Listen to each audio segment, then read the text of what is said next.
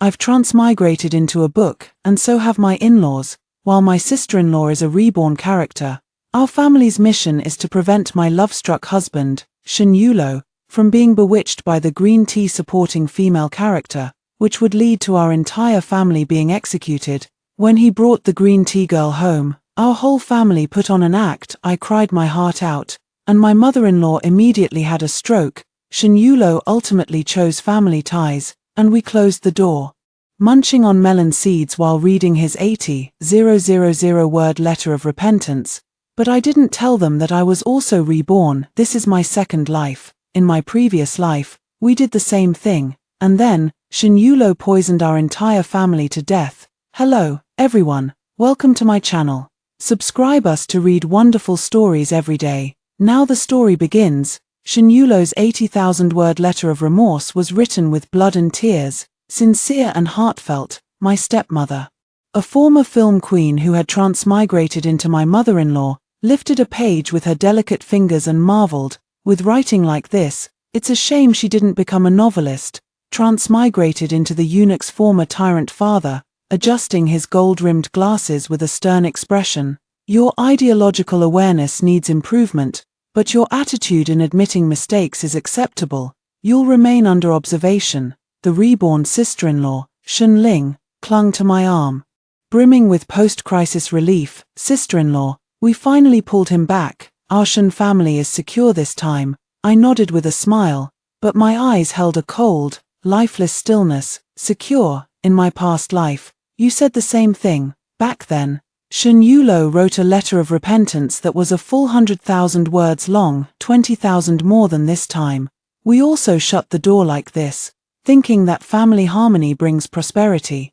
Believing that the woman named Yoon Ching was just a small episode in his life. Then, on a joyous lantern festival night, our entire family, bleeding from all 7 orifices, collapsed at the dinner table. Shin Yulo stood at the doorway, holding his beloved Yoon Ching, his eyes colder and more venomous than I had ever seen. He said, "You villains who try to separate lovers, you all deserve to die." Reborn into this life, seeing the almost identical scene before me, I felt as if a block of ice was stuck in my throat.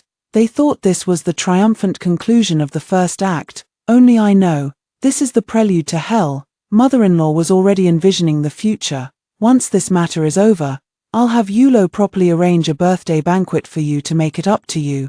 Father-in-law nodded. That's the way it should be. And we'll also put those gossiping women outside in their place. Shin Ling was even more excited. Sister-in-law, I'll give you the most beautiful pearls in the entire capital. I looked at their hopeful faces one by one, then slowly spoke, my voice trembling with a hint of unease I hadn't even noticed myself.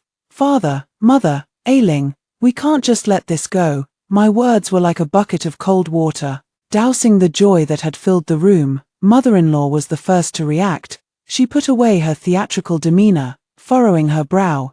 Yoon, what do you mean by this? Yulo has already admitted his mistake. Do you still want a divorce? Sister-in-law, Shin Ling also grew anxious. Don't be foolish. If you divorce now, wouldn't that just push Shin Yulo right into that woman's arms? That's exactly how the plot in the book goes. As someone who had been reborn, she knew the story ended with the entire family being executed, so she was doing everything in her power to change it. But she didn't know that the plot she was aware of was only the tragedy of the first life. I took a deep breath and looked at them. If he can write an 80,000 word letter of remorse for Yoon Ching today, he'll be capable of even crazier things for her tomorrow. He's just been deceived, Shin Ling argued. As long as we keep a close watch on him and prevent him from meeting Yoon Ching, it'll be fine. This again, that's exactly what we did in our previous life. We confined him to the estate and cut off all his connections with the outside world. And then what happened? As a result, he harbored a deep-seated hatred for us, joined forces with Yoon Ching, and staged a drama of a devoted lover persecuted, rescuing his beloved from dire straits, ultimately sending our entire family to the grave. I closed my eyes for a moment, and when I opened them again, my gaze was resolute. No, this time, we won't stand in the way. Not only will we not stop her, but we will personally invite Yoon Ching into our residence. Su Qingyun, have you lost your mind? The mother-in-law slammed the table, her chest heaving with anger.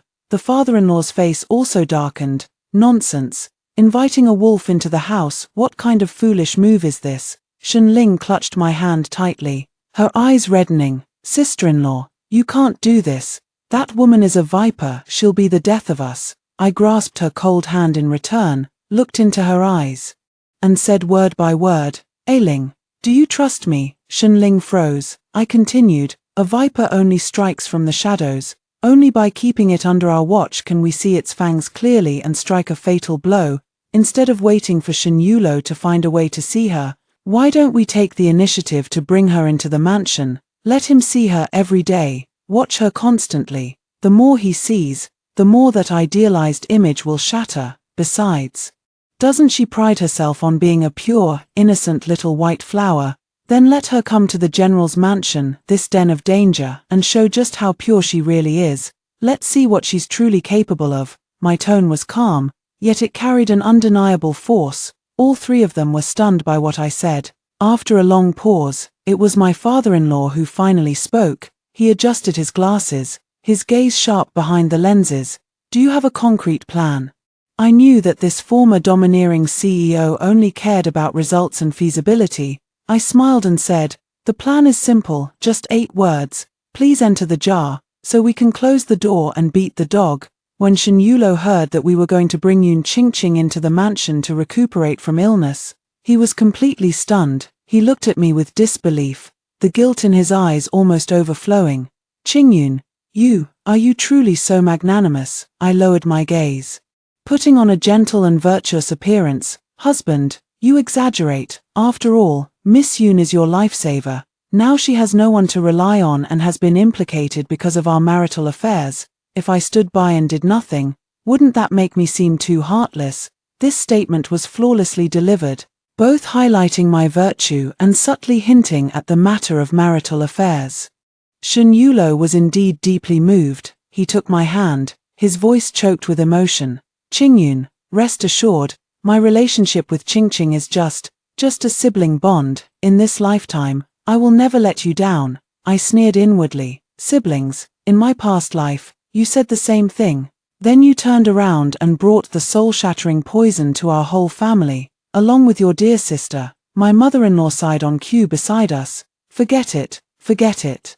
Who are we to be from a military family? We can't let people say the Shen family bullies others with our power, that we can't even tolerate a helpless woman. But as for our reputation, Shen Yulo immediately chimed in. Don't worry, mother, I'll go out right now and tell everyone that it was out of your kindness, seeing her pitiful state, that you took her in to care for her. I won't let her ruin Qingyun's reputation. See, this is how men are. The more you try to stop him, the more rebellious he becomes. If you go along with his wishes and then flatter him a bit, he'll think you're reasonable and start considering your perspective in return. In the end, my father-in-law said with a stern face, this must not happen again. And so, a family crisis was resolved in a rather strange way. All thanks to our united effort. Shen Yulo was deeply grateful to me and showed the utmost filial piety to our parents. Our family seemed to have returned to the harmony of the past. Only I knew that the abyss beneath my feet was just beginning to reveal its ferocity. The day Yun Qingqing was brought into the mansion, the arrangements were extremely grand. Shen Yulo personally went to pick her up, afraid that the one he cherished most would feel wronged. She was dressed in a plain, faded dress, her small face pale and thin, gasping for breath with every step as if a gust of wind could knock her over.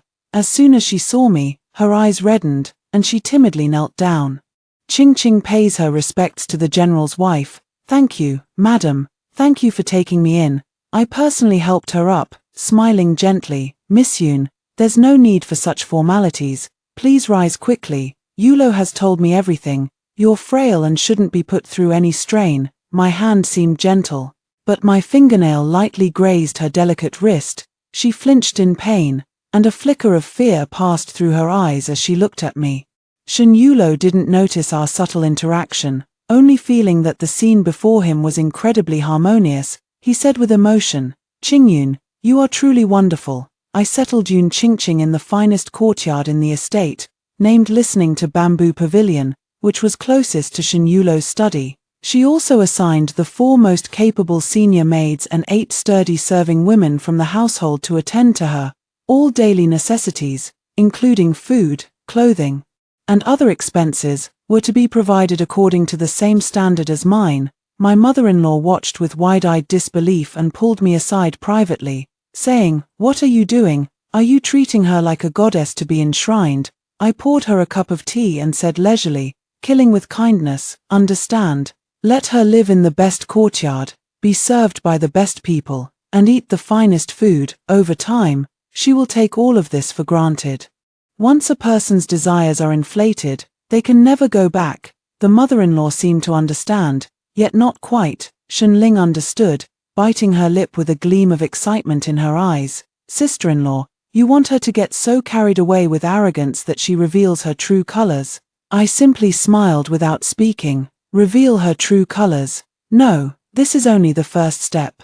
What I want is for her to weave a net with her own hands in this gilded cage, a net of death from which she cannot escape or break free. Yun Qingqing was indeed not one to stay quiet and obedient. In the first few days, she hypocritically pretended to be delicate, staying in the courtyard every day with tears streaming down her face, putting on a pitiful act for Shen Yulo to see. Shen Yulo was heartbroken and went to comfort her every day, keeping her company and chatting to lift her spirits. I paid no attention to any of it, only instructing the servants to send the finest tonics, the most fashionable fabrics, and jewelry in a continuous stream to the listening bamboo pavilion. In less than half a month, Yun Qingqing's illness had mostly recovered. She had also regained a plump and radiant appearance, no longer looking as if a gust of wind could knock her over. She began to feel unsatisfied with just staying in the courtyard and, taking advantage of Shen Yulo's favor, started wandering around the mansion. Today, she accidentally broke her mother-in-law's favorite glass cup. Tomorrow, she accidentally trampled on her father-in-law's prized orchid. The day after, she carelessly spilled ink all over Shen Ling's freshly completed embroidery. Each time, Shen Yulo was the first to rush out and shield her. "She didn't mean to. Qingqing is frail. Don't you dare scare her. It's just a pot of flowers, isn't it? I'll pay you back for it." My mother-in-law was so angry she nearly fell over backward. My father-in-law's face turned ashen, and Shen Ling came running to me in tears to complain. "Sister-in-law, look at her. She's too arrogant. We can't put up with this any longer." I patted her back soothingly, but my gaze drifted past her, looking toward the door. Shen Yulo was supporting the frightened Yun Qingqing as they passed by outside, a smug smile curling at the corner of Yun Qingqing's lips.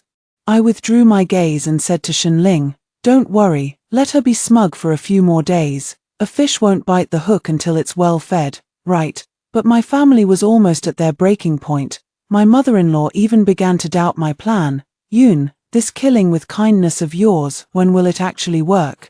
I'm afraid before she's killed by the praise, we'll be driven to death by her." Looking at their anxious faces, I knew in my heart that it was time to release the first bait. So, on a beautiful and sunny afternoon, I accidentally twisted my ankle in the garden. I collapsed to the ground in agony, right in front of Shen Yulo and Yun Qingqing. Shen Yulo instinctively moved forward to help me up, but Yun Qingqing was quicker, letting out a sharp cry as she rushed to my side. Her tears fell instantly. "Madam, what's wrong? It's all my fault. I wasn't watching where I was going, and you twisted your ankle trying to avoid me." With those words, she instantly took all the blame upon herself, yet managed to paint herself as an innocent victim. Shen Yulo's footsteps came to an abrupt halt, his gaze toward Yun Qingqing filled with heartache and pity. I lay on the ground, watching his hesitant expression, my heart turning icy cold.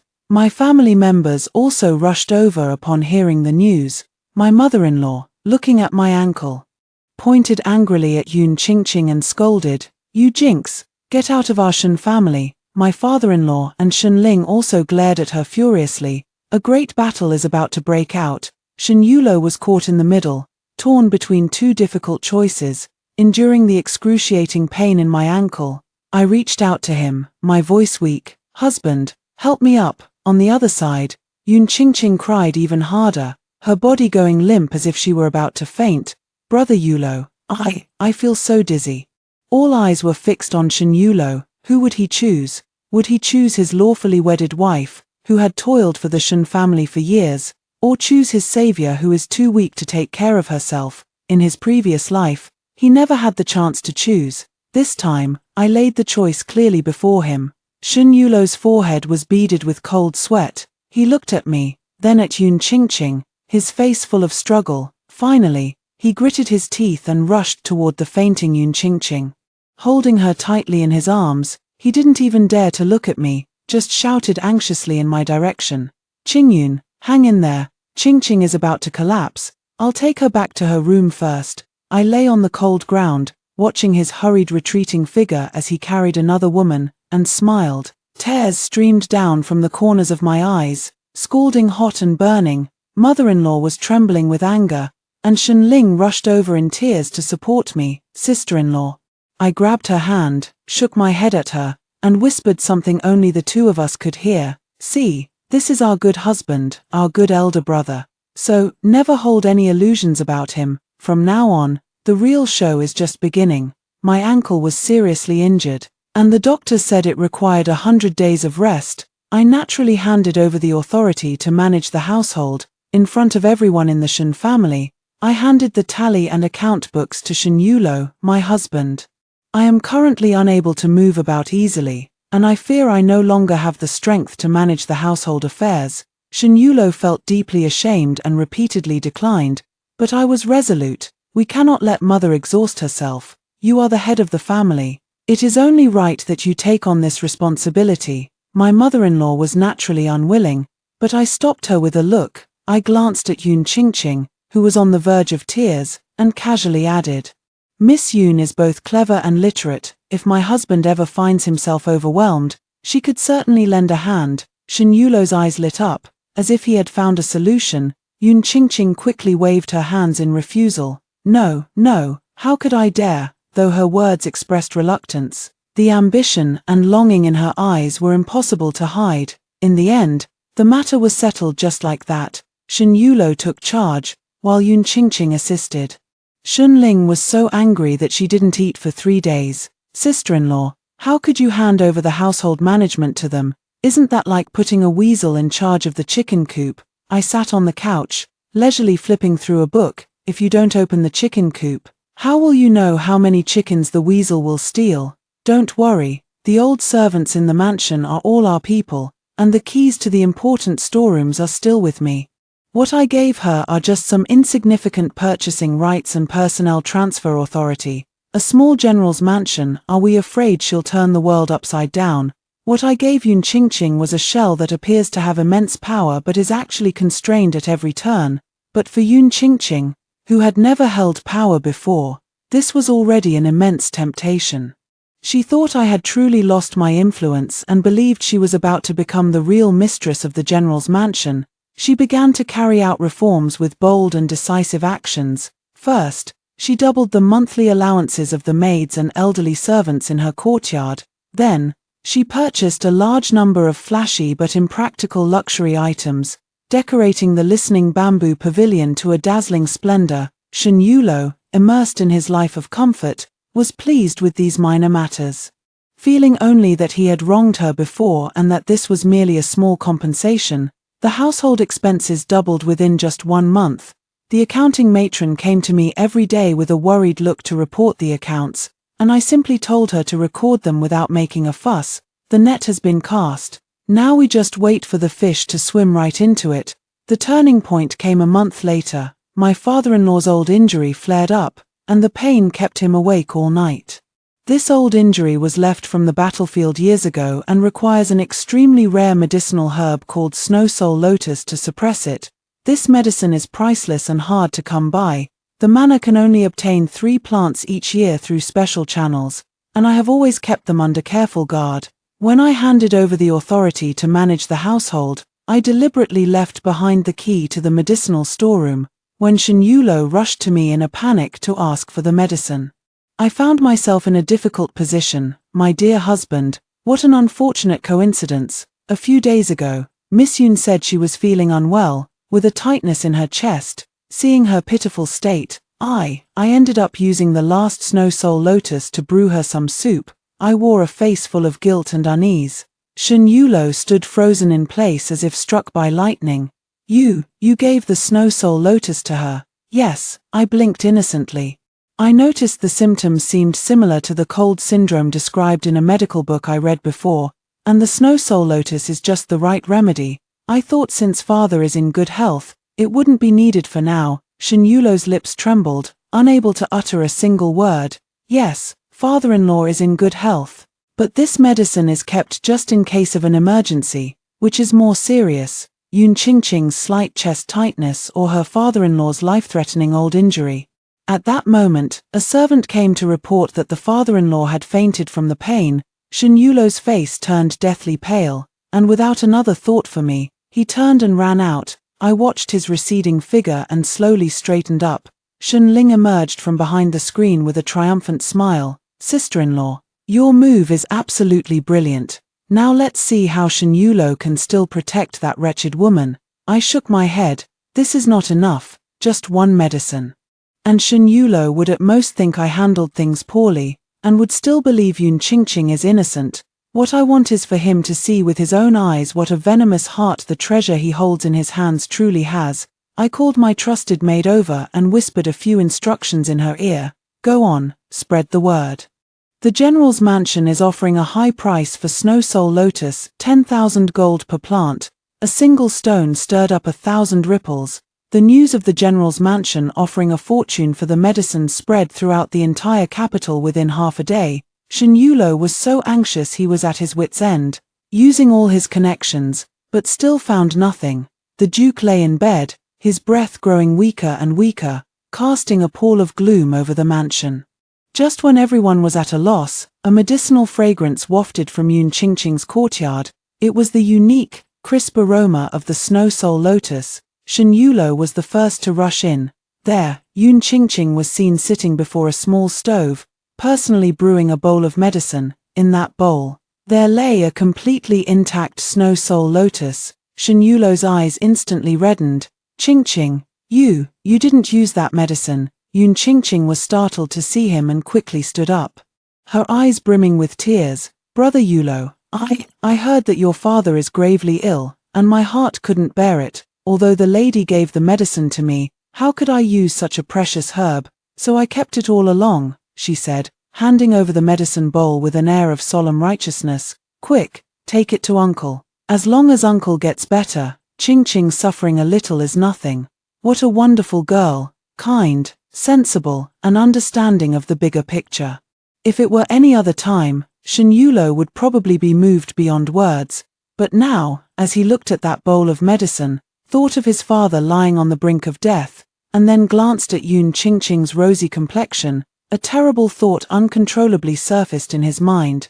She clearly knew his father needed this medicine, yet she had hidden it away, only bringing it out to play the good person after the whole household had been thrown into an uproar. Was she doing this on purpose?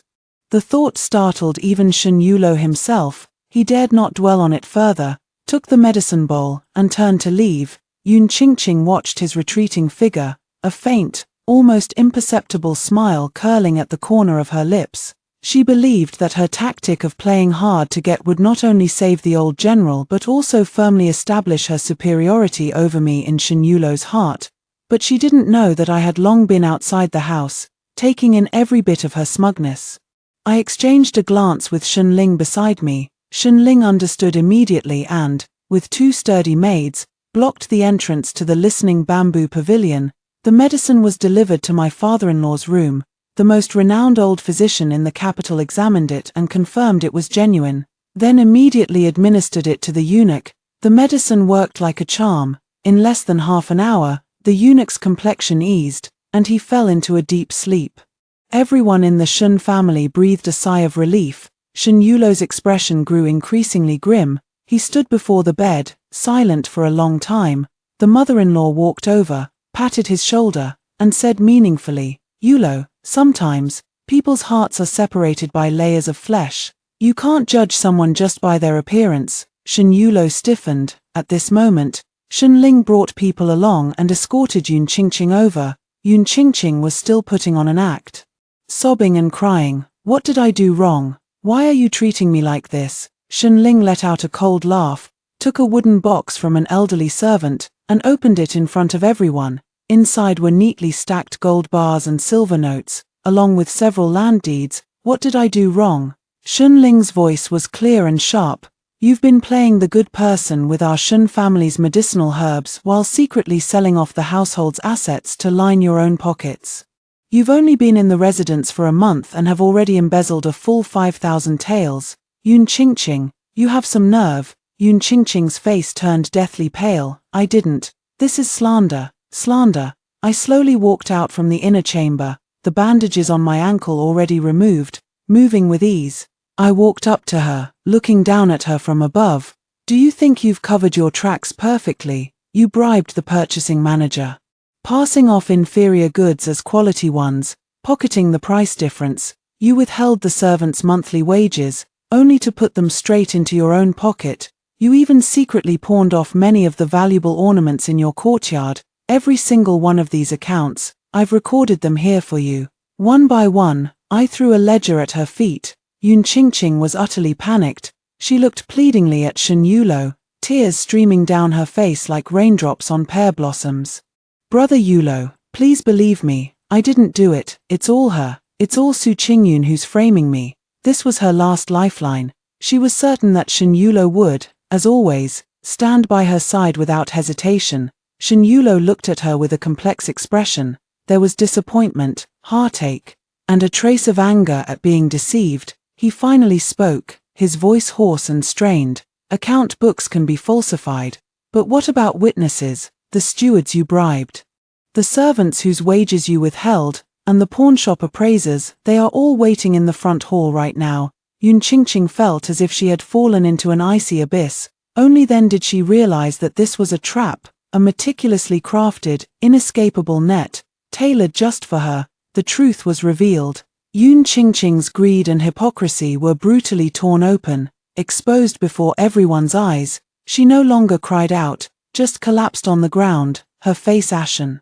The mother-in-law stepped forward and slapped her hard across the face. You wicked woman, my husband nearly lost his life because of you. Someone, drag her out and beat her to death with clubs. Several strong servants immediately stepped forward. Yun Qingqing was so terrified that her soul seemed to flee her body. She scrambled frantically to Shen Yulo's feet and clung desperately to his leg. Brother Yulo, save me. I was wrong. I was truly wrong. I was just momentarily blinded. I'll never dare do it again. Shen Yulo closed his eyes, his face filled with anguish. On one side was his father, who had nearly been killed. On the other was the woman he had once deeply loved. Reason told him that this woman deserved to be cut into 1,000 pieces. Yet emotionally, he couldn't bring himself to make the decision. Just as he hesitated, I spoke up. Mother, please stay calm. I walked up to Yun Qingqing, crouched down, pinched her chin, and forced her to look at me. Killing her outright would be too easy on her. My voice was soft, yet it sent a chill down the spines of everyone present. Tell me, who sent you to the Shen family? Yun Qingqing's pupils contracted sharply. I smiled and said, stop pretending, with your level of intelligence. You couldn't have devised such a meticulously layered scheme. There's someone else behind you, isn't there? Is it the third prince? When I uttered this name, I clearly saw the expressions of the eunuch and Shen Yulo change. The general's mansion holds military power and has always remained neutral. Yet it is the target that every prince wishes to win over, and the third prince is the most ambitious among them. Yun Qingqing's eyes flickered intensely. She bit her lip hard, refusing to speak. Not going to talk, huh? I released her and stood up. That's fine. I've already found out. Your brother is currently serving under the third prince, isn't he? Just a few days ago, he even received a reward of 500 taels of silver. Let me think, if I were to send you, along with these embezzled items and the evidence of your collusion with your brother, to the Dali temple right now, tell me, in order to protect himself, would the third prince shield you and your sister? Or would he silence you both? Yun Qingqing's last line of psychological defense completely collapsed. She trembled like a leaf, screaming, I'll talk, I'll tell you everything. It turned out that she was not some chance-encountered savior at all. Everything was a scheme orchestrated by the third prince. First, he engineered the accident that endangered Shen Yulo. then had Yun Qingqing coincidentally appear to rescue him, gaining his trust and affection. The goal is to use Yun Qingqing to either bring the Shen family to his side or, if they cannot be won over, to divide and destroy them from within, ultimately leading to their complete ruin. In the previous life, they succeeded. Shen Yulo, blinded by love, became the third prince's sharpest blade, personally sending his own family to their doom. In this life, I will not give him that chance again. All conspiracies have come to light. Shen Yulo stood there, like a petrified statue. He was no fool.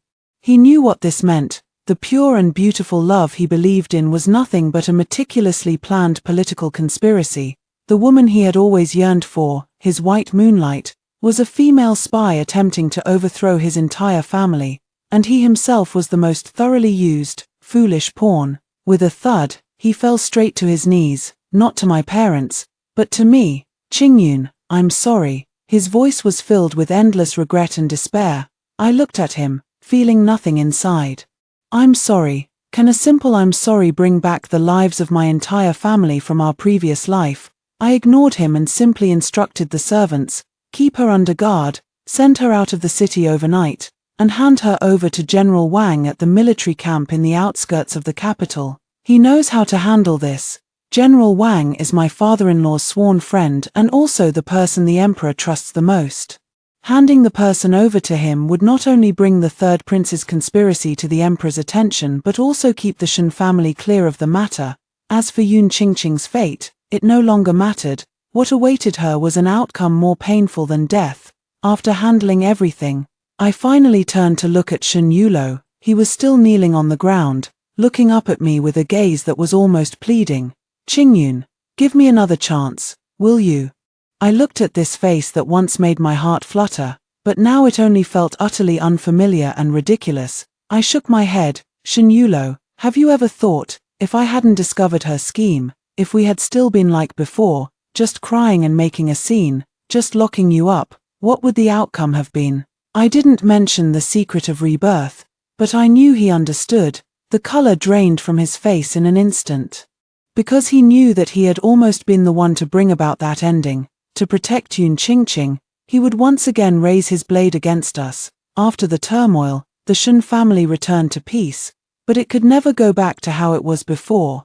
The third prince was placed under house arrest in the imperial clan court on charges of planting spies and attempting to assassinate high-ranking court officials, completely losing his eligibility to contend for the throne. The Shen family, having contributed to the exposure of the plot, received numerous rewards, further solidifying their status. Everyone believed it was a complete victory. Only we ourselves knew how devastating this victory truly was. After a serious illness, the father-in-law seemed to have aged 10 years and no longer concerned himself with court affairs. The mother-in-law dismissed her beloved opera troupe and spent her days chanting Buddhist scriptures at home. Shun Ling became withdrawn and often lost in thought by herself. As for Shen Yulo, he shut himself in his study for 3 days and nights, refusing even a drop of water. On the 4th day, I pushed the door open and entered. He sat behind the desk, having lost a great deal of weight, looking haggard and withered.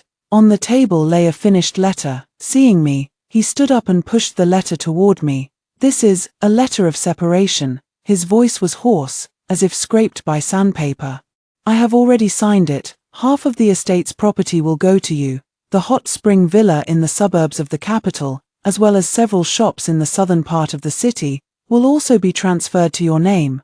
Qingyun, I have wronged you. I was blind and foolish, failing to see clearly, and nearly brought harm to you and our entire family. I do not ask for your forgiveness, only that, in the days to come, you may live in peace and prosperity. I picked up the divorce letter. The ink on it was still fresh. In my previous life, I begged him for a divorce, but he would rather die than agree. In this life, he let go willingly. Was it out of guilt, or because he finally understood that between us, there was already an ocean of blood and enmity? I said nothing, only quietly put away the divorce agreement. The things he gave me, I accepted them without hesitation. This is what I deserve. It's what I've earned with the blood and tears of 2 lifetimes. The day I left the general's mansion was a sunny day. My mother-in-law held my hand, tears streaming down her aged face. Yoon, my child, it's our Shun family that has wronged you. From now on, this will always be your home. Come back and visit anytime. Father-in-law sighed and handed me a heavy box. Inside are the deeds to all the properties in the capital. Take them as your dowry. Shun Ling hugged me, crying like a child. Sister-in-law, please don't go. I smiled and wiped away her tears. Silly girl, I'm just moving to a different place. It's not like we won't see each other again. My words were like a bucket of cold water, dousing the joy that had filled the room. I heard that before dawn, he had already rushed on horseback to the northern frontier. He volunteered to the emperor to guard the most bitterly cold and war-torn border. Perhaps he intended to atone for his sins in this way. The carriage slowly drove out of the general's mansion gate. I lifted the carriage curtain and glanced back one last time. The gilded general's mansion plaque gleamed brilliantly in the sunlight. I once thought this would be my lifelong home. Only now do I realize it was merely a stop along my journey. I once believed that marrying Shen Yulo was the greatest fortune of my life. Only now do I realize that leaving him was my true rebirth. A year later, in Jiangnan, I bought a lakeside residence and began living the life I had always dreamed of. Each day is simply spent reading, sipping tea, admiring flowers, and boating on the lake. No schemes or calculations, no sinister human hearts. Shen Ling often writes to me, in her letters. She says that my father-in-law and mother-in-law have become enamored with traveling, journeying far and wide all day long, and their health has actually grown stronger. She says that she herself has also started learning to manage the household affairs and has become engaged to a talented young scholar. At the end of the letter, she always mentioned Shen Yulo. She said he had achieved great military feats in the northern frontier but never returned to the capital to claim his rewards. She said he often sat alone, facing the direction of the capital, for an entire night. She said he sent word through others, asking how I was doing.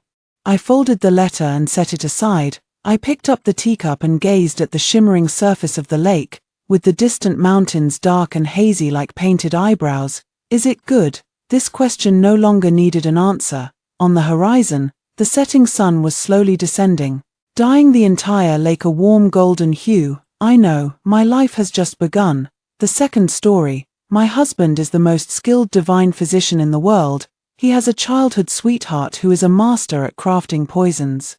For over a decade, the two of them have been locked in a thrilling game of poison and antidote, until the day I was administered a deadly poison and nearly lost my life. Waking up, he wrote the prescription while sighing. Don't blame Kay, she's just used to being childish. She didn't mean to harm you.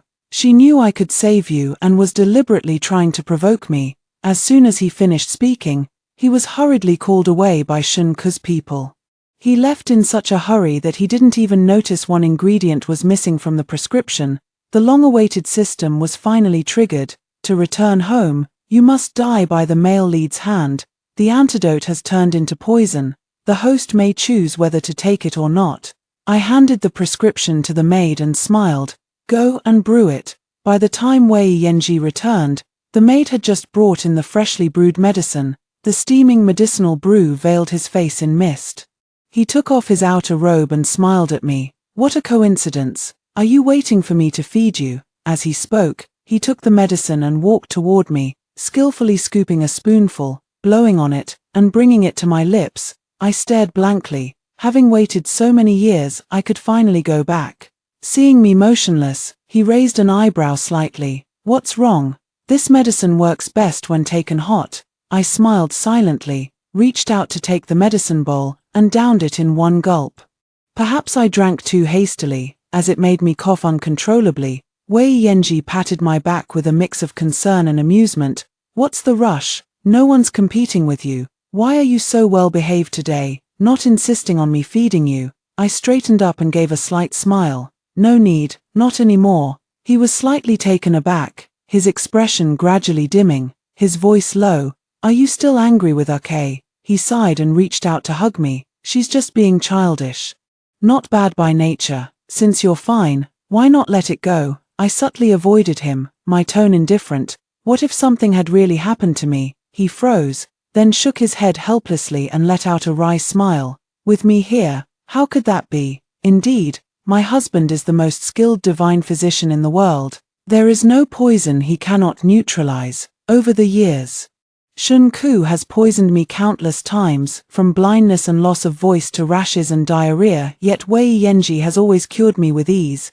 This time, how could it be any different? He looked at me, a faint smile flickering in his peach blossom eyes, with an expression of indulgence and adoration, as if all my suffering was nothing but a farce to him. How did it come to this? In the beginning, he clearly cared too. Back then, we were newlyweds, and Shunku put starflowers in my wine, causing me to break out in rashes all over my body, itching terribly. Wei Yenji was furious. After detoxifying me, he took up his sword and vowed to cut ties with Shunku. Yet, in just 3 days, he succumbed to her tearful pleas. Shunku hanged herself. When he arrived, she had already kicked over the stool, with red marks from the rope clearly visible on her neck. Wei Yenji held her in his arms, both shocked and frightened, filled with guilt and heartache. She was feeling miserable and just needed to vent a little. She didn't mean to harm you, Xiao. Let's just let this go. After returning, he rubbed his temples wearily and told me. Only then did I realize that he had once made a marriage promise with Shunku. He promised her that if he still hadn't found someone he loved by the age of 20, he would marry her. Unfortunately, on his 20th birthday, he met me and fell in love at first sight. Shunku went mad with rage.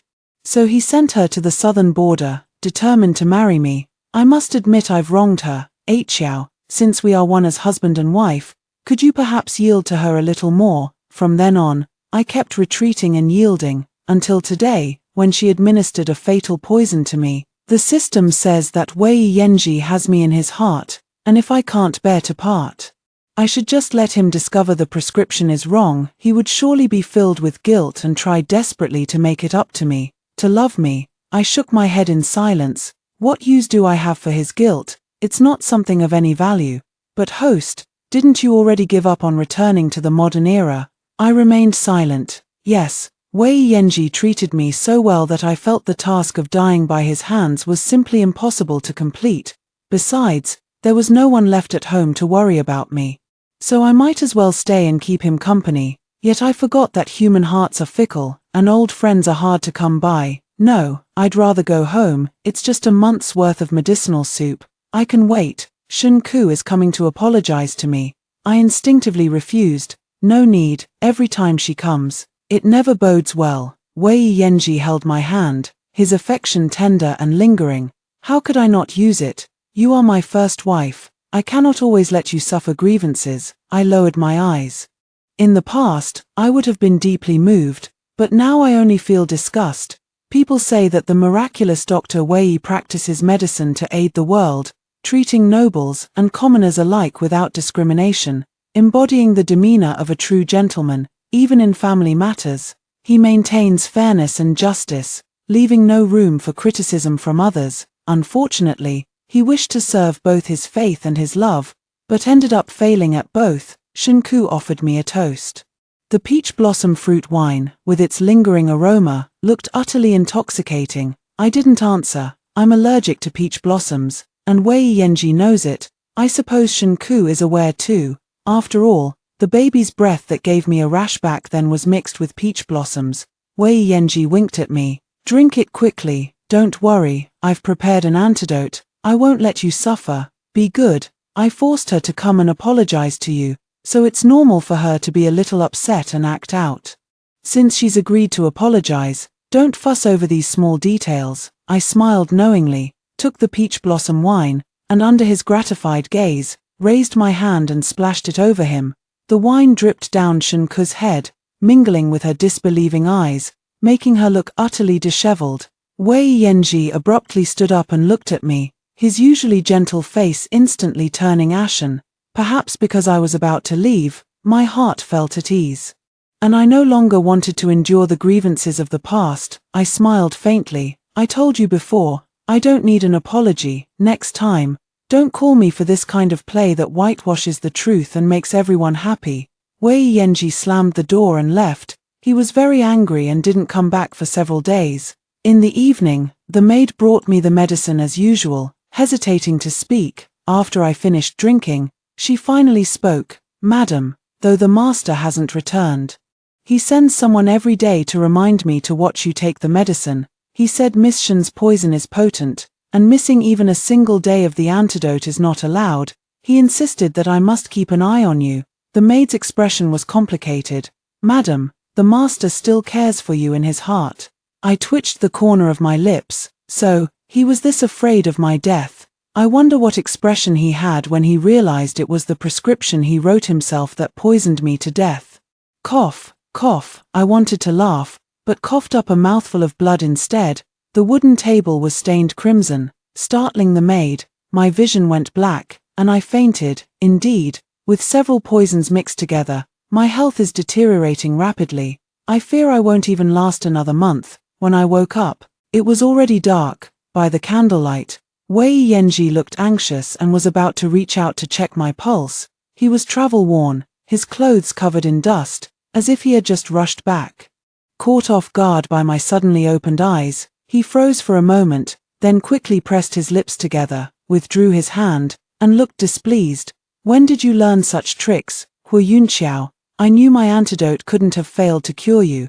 If you wanted me to come back, you could have just said so. Why pretend to be unconscious?" I tucked my wrist back under the covers, turned my back, and retorted indifferently, "If you don't want to be here, then just go back." That was close. Just a little more and he would have found out. He choked up, but his expression softened instead. A hand rested on my shoulder, and a gentle voice said, "All right." Still sulking, "It's such a small matter. If you don't like it, I won't invite her over again in the future. You're always talking about going to Jiangju. How about I take you back in a few days?" My heart stirred, and I nodded. My adoptive parents are in Jiangju. Before going home, I should visit them one more time. It would be good to have him escort me. It's a pity he still couldn't accompany me. On the day of departure, a plague broke out in Liangcheng, and Wei Yanji was called to stop in front of the carriage. He looked at me guiltily. "Xiao," I smiled understandingly. "It's all right. You go ahead."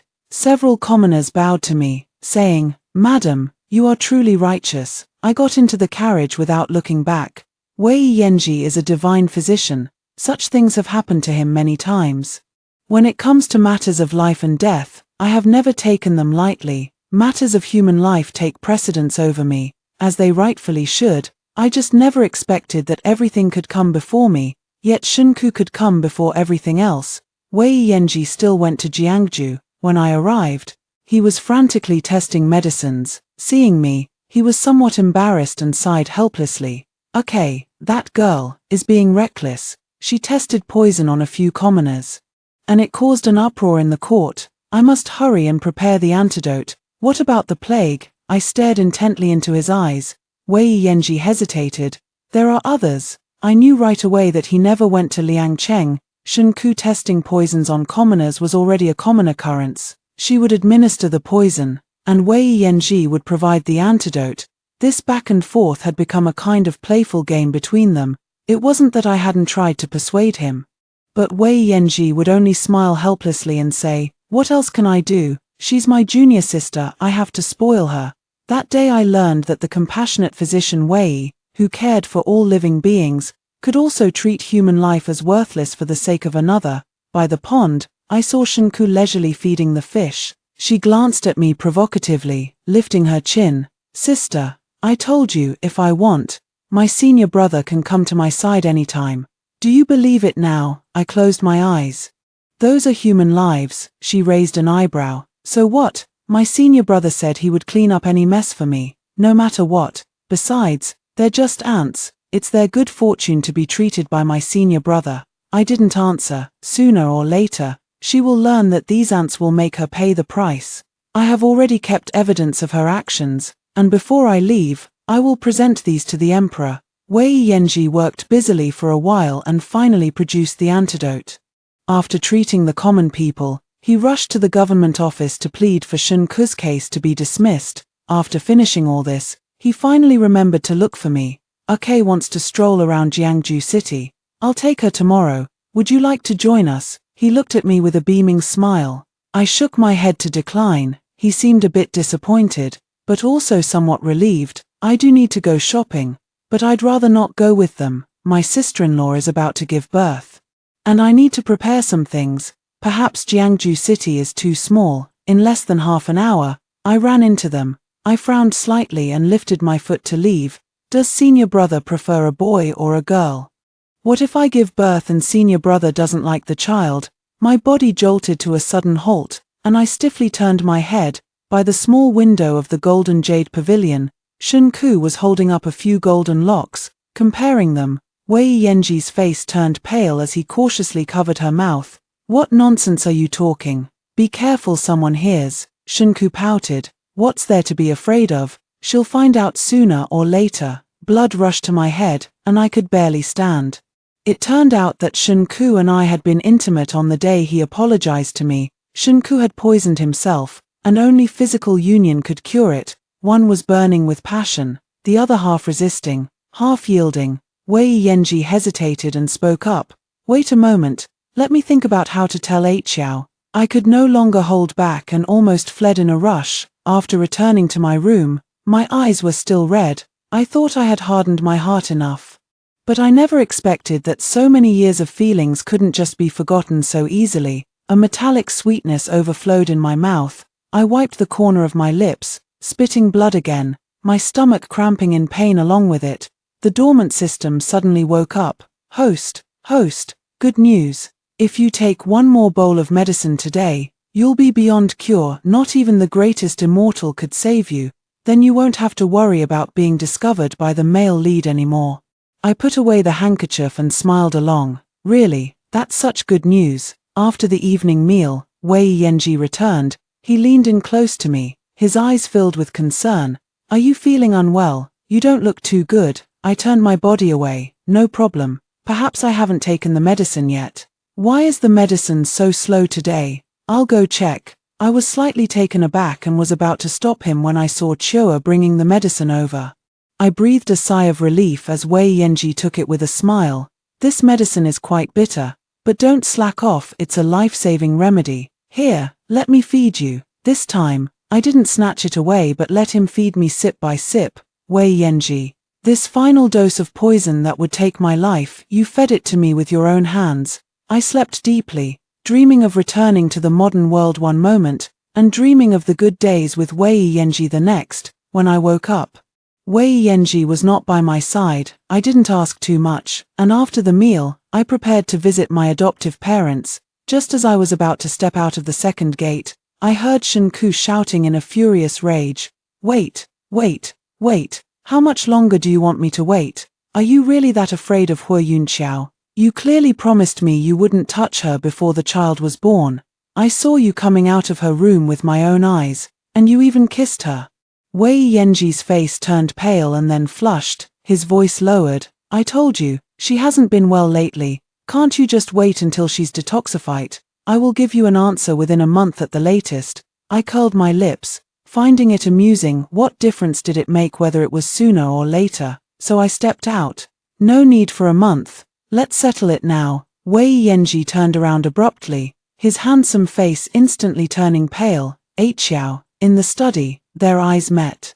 Wei Yanji looked at me, his eyes filled with unease. That night was an accident. Kay was poisoned. If I didn't save her, she would die. Xiao, I had no choice. I couldn't just watch her die in front of me. By the time I wanted to distance myself from her, it was already too late. She was pregnant, after all. With my child, Xiao, I couldn't bear to abandon her. He was always in a difficult position. He always had no other way. He always had his reasons. He had so many reasons. But I didn't want to hear them anymore. Speak, noble concubine or equal wife. He was slightly taken aback. I calmly repeated it and added, or, if you want me to step aside and let her be the main wife, that's not impossible either. He flusteredly reached for my hand. How could that be, Xiao? The position of main wife will always be yours, I promise. Even if Aku enters the household, her status will never surpass yours. I curled my lips into a smile and laughed. It seems, it's a concubine. All right then. His eyes widened in pleasant surprise, gleaming with light. Xiao, you agreed. I nodded with a smile. From now on, whoever you marry or love, I won't stand in your way anymore. He breathed a sigh of relief, reached out to hug me, his voice trembling as if choked with emotion. I always knew, Xiao. You're the most virtuous and generous, you wouldn't blame me. You should know, I feel guilty in my heart. These days I haven't been eating or sleeping well. Thinking about how to explain things to you, I've even lost weight. Xiao, you must help me regain my health. Waves of nausea washed over me, but I calmly pushed the person away. All right, hurry and go explain things to your junior sister. Due to the pregnancy, the wedding date was set for the very near future. In just over a month, Shunku entered the household, relying on the child in her womb. Her temperament grew increasingly willful, time and again in front of Wei Yenji. She would try to compete with me, from my courtyard down to a single jade hairpin. She insisted on contending with me over everything. If Wei Yenji showed the slightest hesitation, she would cry and make a scene, saying she had entrusted herself to the wrong man and threatening to get rid of the child. She's anxious during pregnancy and lacks a sense of security. They're just objects after all. Xiao, don't take it to heart. Wei Yenji comforted me like this, of course. I didn't take it to heart. Even if I were to leave, I couldn't take these things with me, so I simply moved them to the side courtyard for some peace and quiet. But I never expected that even a moment of peace would be so hard to come by. Shunku fell into the water, right in front of me. By the time Wei Yenji arrived, she was already flailing in the water. After finally pulling her ashore, Shunku clutched her stomach, crying and accusing me of harming her. Barefaced, blatant framing. I wanted to laugh, but couldn't bring myself to. Wei Yenji stared at me intently, as if trying to bore a hole through me. He cared deeply about this child, I knew it, and Shunku knew it too. In the bedroom, he paced with his hands behind his back, his expression extremely grim. I didn't explain, nor did I want to. After a long while, he stopped walking, his dark eyes shadowed, his voice hoarse. I know it wasn't you, Xiao. You are my wife. How could I not know your nature? You would never stoop to such things. I raised an eyebrow, feeling a long-lost warmth rise within me, but the next moment, it turned utterly cold. Yet she used her pregnancy to frame you, proving she truly fears you. Xiao, just apologize to her. Give in to her this once. I laughed, almost to the point of tears. Wei Yenji, are you out of your mind? He closed his eyes and let out a long sigh. I know I've wronged you, but Xiao, I had no choice. She insisted you had to pay the price. What price? After a moment of hesitation, he turned his head away. She said if you take the sterilization drug, this matter will be settled, and she won't pursue it further. As he spoke, he looked back at me, his gaze earnest. Xiao, your body can no longer conceive, so even if you drink it, it won't matter.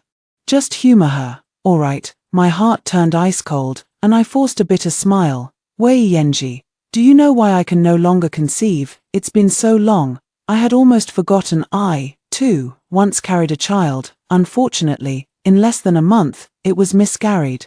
The reason was that bowl of peach blossom made starry sky. That rash didn't ruin my appearance, but it took my child and ended any possibility of me bearing children again. I know, I've wronged you. He slumped his head in dejection, his knuckles turning white as he pressed them against the desk, clearly struggling with inner anguish. It was only then that I noticed how much he had withered since Shunku married into the family.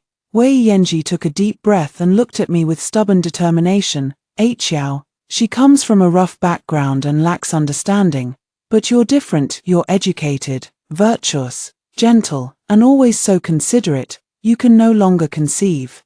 I can't just stand by and watch her run wild again and risk losing this child. Just this once. If you give in to her this time, she's promised me she'll take good care of her health and never trouble you again. Xiao, please, I'm begging you. Her child will be your child too. Think of it as your own flesh and blood. Smack. I couldn't bear to listen any longer and slapped him across the face, cutting off his next words. I approached him, enunciating each word deliberately. Wei Yenji, you make me sick. Not getting the result she wanted, Shunku cried and threw a tantrum, smashing everything in the courtyard to pieces. To placate her, Wei Yenji revealed that I could no longer conceive, but even that failed to cheer her up. I don't believe it. You're lying, senior brother. You just like that bitch Wu Yunqiao. You refused to give her the infertility drug. You only want her child, not mine. Shunku was hysterical. pounding her stomach with all her might. Wei Yanji was both shocked and terrified, quickly holding her and coaxing her in a low voice.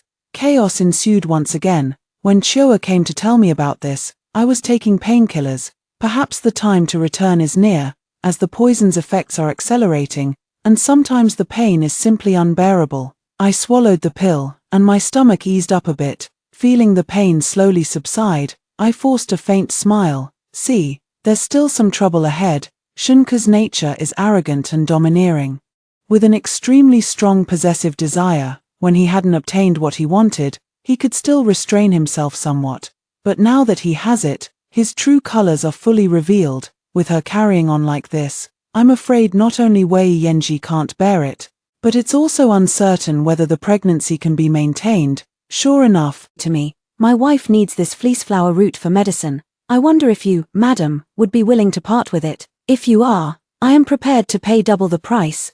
The figure of an old acquaintance overlapped with the person before me, and I hazily recalled how he had once pleaded with others on my behalf, only now, the one being pleaded to was me. I smiled faintly, my hoarse voice not very pleasant to hear. What if I say I don't want to? Wei Yanji's figure suddenly froze. Chua appeared at just the right moment, rushing anxiously to my side. Madam, why did you come alone to buy medicine? I've been searching for you everywhere. Wei Yanji shifted his gaze to her, then quickly back to me, his voice trembling slightly. Xiao. The veil fell, revealing my deathly pale face. What does the esteemed Dr. Wei mean by this? Are you planning to snatch my things to give to someone else again? He paused for a moment, about to say it wasn't, but seeing Shunku's eager expression, he pressed his lips together and added, You don't understand medicine or poisons. What do you need this fleece flower root for? I sneered. What's it to you? I haven't had the chance to ask Dr. Wei. When did the painkillers in this medicine jar turn into aphrodisiacs? I took out a small jar from my sleeve and tossed it onto the table. Wei Yanji looked somewhat embarrassed, turning his head away as he said stiffly, It was Aku being mischievous. She secretly switched the medicine. I thought you wouldn't need the painkillers anyway, so I didn't bother to ask. Shunku also leaned over, curiously opening the medicine jar, and said with a grin, Sister, why are you so angry?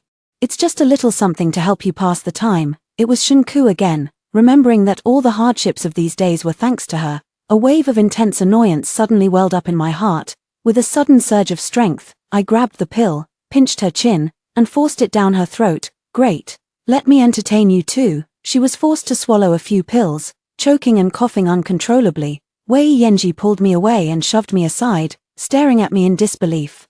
Hui Yunqiao, have you lost your mind? Supported by Chua, I barely managed to steady myself. I have lost my mind. I should have long ago. That package of fleece flower root never did make it back into my hands, and Wei Yanji, after disappearing for 3 days, finally came to see me. His eyes were dark and sunken, his steps unsteady. It seemed those few spring breeze pills had nearly drained him. Just a few steps away, he looked at me and coughed, a hint of heartache in his eyes. Xiao.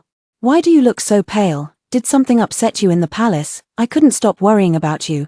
I originally intended to come to the capital to find you, but Aku insisted on tagging along, saying she wanted to brew new poisons. That's what delayed us. Seeing that I remained silent, his eyes darkened as he continued, Since you've safely left the palace, let's let bygones be bygones. From now on, the 3 of us will live well together. Aku may be naive and straightforward, but she means no harm. Please be patient with her and teach her more. Things will surely get better. In a few days, it will be Ake's birthday. She comes from the countryside and has never had a grand celebration before. I want to give her a big one to confirm her status as an equal wife. Yun Xiao, please put some effort into arranging it. Ake will appreciate it. I found it somewhat amusing. Why should I want her appreciation? What is she to me, and why should I be responsible for her? Where do you get such audacity, divine physician Wei? Unexpectedly, I refused so directly, causing Wei Yanji's face to flush bright red, leaving him speechless and choking on his words. I had no intention of saying more. I pulled a sheet of paper from my sleeve, spread it out on the table, and sighed. Let's part ways. Wei Yanji, if possible, I hope to completely sever ties with this person before I leave. Wei Yanji looked up, staring in disbelief at the 3 words above. You want to divorce me? Is it because of the fleece flower root, or because of Ake's birthday banquet? Xiao, are you going to make trouble for me too? I had no intention of arguing with him. I simply ground the ink and handed him the brush, saying earnestly, just sign it, and you'll see whether I'm making trouble or not." His face turned pale, then flushed red. In the end, he left without a word, his sleeve fluttering angrily. Wei Yanji was throwing a tantrum again. He brought Shunku to live in the villa where I resided, and made a grand spectacle of preparing the birthday banquet. The villa was bustling with activity, yet my quarters were deserted and lonely. To make matters worse, I had the prescription but no medicine, making the pain that racked my body even harder to endure. Choa tried every way to get out to buy medicine, but was driven back. The steward coldly tossed out a sentence: "No one is allowed to go out without the madam's permission." This madam referred to Shunku. Wei Yanji deliberately let her take charge of the household just to provoke me. While writhing in pain, I asked the system when I could die. The system hesitated, saying it should be soon. I sighed, thinking this was probably the price I had to pay for staying in this world. Tears and blood have taught me this lesson. Men are not to be trusted. Choa, having suffered some grievance yet again, came running over in tears. "Master wouldn't believe me. I told him the mistress is dying, but he said she's just throwing a tantrum, asking how she could possibly be dying when she seemed perfectly fine. He even said you'd faked a coma to deceive him before, and that if you've realized your mistake, you should go beg him in person. But the mistress is already too ill to leave her bed." As soon as the words were spoken, a figure followed closely behind, sneering coldly. I must see for myself whether this is true or. The moment his gaze fell upon me, his eyes suddenly froze.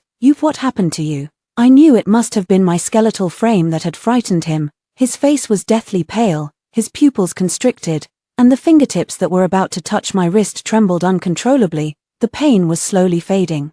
I was probably really going to die. I tried to grin, but unexpectedly spat out a mouthful of blood. Wei Yanji's face was instantly a mess of shock and despair, and the last thing I saw before closing my eyes was his horrified, hopeless expression. Great, now I can finally die. Floating in mid-air, I could hear the wails from below. Wei Yanji held me, repeatedly checking my pulse, muttering incessantly, "How could this be? I already detoxified her. How could this happen?" Choa knelt on the ground crying. "Madam took your prescription, but not only did she not get better, her condition worsened. I wanted to ask you to see her, but Madam said it wasn't serious." Wei Yanji suddenly sprang up, his eyes wide open. "The prescription? Where is the prescription?" Choa pulled out a yellowed piece of paper. I brewed the medicine very carefully, checking each ingredient one by one, but Madam still isn't getting better. Woo-woo. Wei Yanji's knuckles turned white as he gripped the paper, his gaze wandering around in confusion as he muttered to himself, "This can't be right. How could one ingredient be missing? How could it not be here?" Choa was puzzled. "What's missing?" Wei Yanji's facial muscles seemed to freeze. He suddenly pressed the paper against his face, tilting his head back as he wept, his voice hoarse. Shou Wu. So it was he, Shou Wu. What a coincidence that is. I probably didn't die completely. My soul has been drifting in mid-air, with no intention of returning to the modern world. The system isn't too happy. So this is what they call a divine healer, someone who can pull the dead back for 2 more days. I'm quite helpless too. Could I really go back alive? The system shook its head firmly. Impossible, at most. In 2 days, you will surely have your soul scattered and vanish. No, wait. Your soul will return to the modern era. Alright, I'll wait a bit longer. My body has likely become a living corpse, breathing, able to swallow and gulp, yet unable to speak or move. Wei Yanji holds me as if I were a treasure he has recovered after losing. Even though I remain silent and unresponsive, he tirelessly feeds me medicine and bathes me. He talks to me constantly, gentle and patient. "Xiao, it's my fault. I've wronged you. I will save you. Believe me, I've given you the painkiller. You won't feel any more pain. I've also gotten the fleeceflower root back. And I rewrote the prescription. This time the prescription is definitely correct. See for yourself if you don't believe me." He pulled out a brand new prescription and placed it in front of me. A bitter taste filled my mouth, and I spat it all out onto the prescription. His face turned pale, and he forced a smile as he cleaned up. "It's okay, we'll write another one. Deceiving oneself is pointless." A servant came to report that the lady of the house had arrived. He instantly became furious. "What lady? Your lady is right here." Shunku was stopped at the door, her eyes wide with fury. "Senior brother, she's dead. Huiyun Qiao is dead. You can't save her anymore." Wei Yanji stared at her blankly, his eyes suddenly gleaming with a fierce light. "It's you. It's all because of you. If it weren't for you, I wouldn't have missed one ingredient in the prescription, and Xiao wouldn't have died. It's all your fault. It's all because of you. Xiao has suffered so much. She's in so much pain. If you had gone through this too, Xiao would be happy and she would come back. I vaguely felt that something was off. As it turned out, it was indeed wrong. Wei Yanji poisoned Shenku, rashes, loss of speech, loss of voice, every suffering I endured, he inflicted upon Shenku one by one. Holding my body, he watched Shenku struggle without a trace of emotion on his face. He coaxed softly, Xiao, look, I've avenged you. Can you come back now, even floating in mid-air? I felt a chill run through my entire body. The system was right. Wei Yanji kept me for 2 days. 2 days later, a flash of white light appeared, and I returned to the modern era. I forgot all of this and started a new life. In the 2nd year of my return to the modern era, I heard the news brought by the system. After I left, Wei Yanji went completely mad. He began writing prescriptions and making medicine day and night, with Polygonum multiflorum being the most frequently used ingredient. By the time Shenku was taken away by the royal family, he was no longer in human form. Her and Wei Yanji's crimes were made public, and Shenku was sentenced to execution after the autumn. Wei Yanji was spared his life thanks to the Empress Dowager's strong protection, but due to his madness, he was never treated with respect again. The system finished speaking and also said goodbye to me. All the past events were like a dream. I took a deep breath and shook off everything in my mind. The sun was just right, and it was a brand new day.